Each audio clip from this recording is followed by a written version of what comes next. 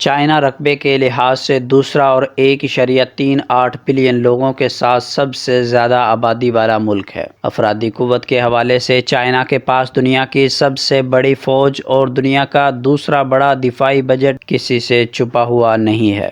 دوستو، اگر آپ نے ابھی تک اس چینل کو سبسکرائب نہیں کیا تو جلدی سے کر لیجئے تاکہ آنے والی ہر معلوماتی ویڈیو آپ کو بر وقت ملتی رہے۔ چائنا میں 100 ملین سے بھی زیادہ لوگ $1 یومیہ سے بھی کم خرچ پر زندہ رہتے ہیں۔ چائنا میں دی جانے والی سزائے موت کی تعداد پوری دنیا میں دی جانے والی سزائے موت سے 4 گنا زیادہ ہے۔ چائنا میں ایک سال میں 45 بلین سے بھی زیادہ چاپ سٹک استعمال کی جاتی ہیں۔ برآمدات میں چائنا دنیا کا سب سے بڑا ملک ہے، جبکہ درآمدات میں اس کا نمبر دوسرا ہے۔ اس قدر جدید دور کے باوجود چائنا میں 35 ملین سے زیادہ لوگ غاروں میں مقیم ہیں۔ ایک اندازے کے مطابق 700 ملین چائنیز کو صاف پانی تک رسائی حاصل نہیں ہے اور وہ آلودہ پانی پینے پر مجبور ہیں۔ سان فرانسسکو کی تقریباً 1/3 فضائی آلودگی چائنا سے آتی ہے۔ 2010 میں چائنا میں انسٹال ہونے والے 78% سافٹ ویئر نقل تھے۔ چائنا میں ہر 30 سیکنڈ بعد پیدائشی نقص کے ساتھ ایک بچہ پیدا ہوتا ہے۔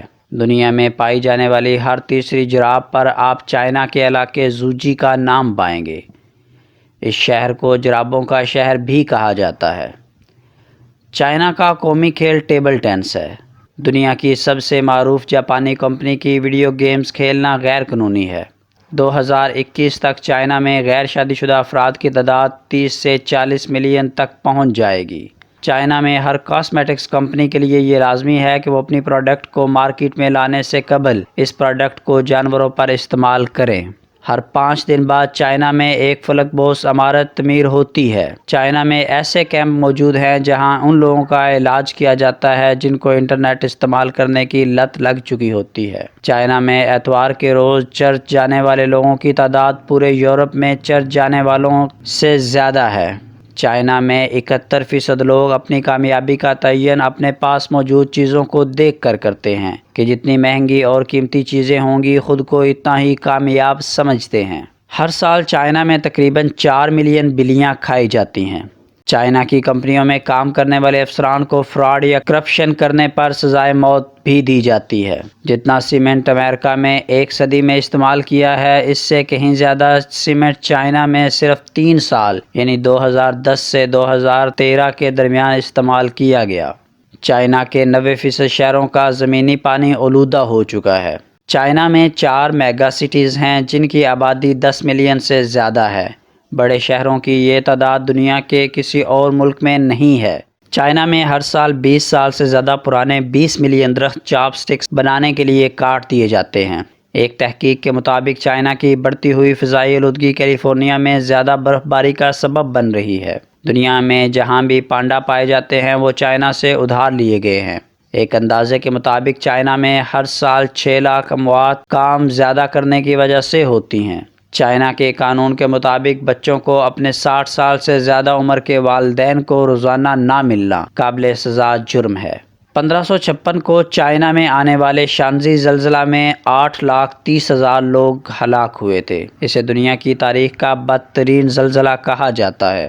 ٹویٹر اور نیو یارک ٹائم پر پابندی عائد ہے۔ پابندی عائد ہونے کے باوجود چائنا میں فیس بک کے 45 ملین یوزر ہیں۔